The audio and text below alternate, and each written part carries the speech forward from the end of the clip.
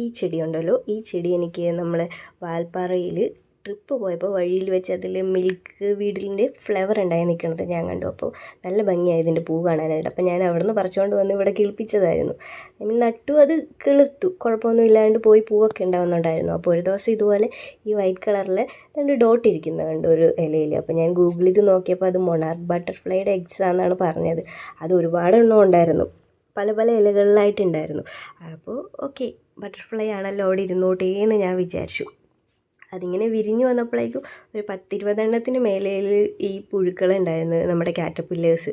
ഇതാണെങ്കിൽ ഈ monarch butterfly അല്ല, ഇത് ക്യൂനാണ് കേട്ടോ. ഇതുങ്ങളാണെങ്കിൽ ഈ മിൽക്ക് വീടിൻ്റെ ഇല മാത്രമേ കഴിക്കുകയുള്ളൂ. എൻ്റേതാണെങ്കിൽ ഒരു കുഞ്ഞിലയായിരുന്നു, ഇത് കുഞ്ഞിലയല്ല, ചെടിയായിരുന്നു. ഇതാണെങ്കിൽ ഡേ ബൈ ഡേ വളർന്നുകൊണ്ടിരിക്കുക. പെട്ടെന്നാണ് ഇതിൻ്റെ വളർച്ച കേട്ടോ. ഈ ചെടിയിലെ ഇല ഫുള്ള് കഴിഞ്ഞു എന്ന് പറഞ്ഞാൽ ഫുള്ള് കഴിഞ്ഞു.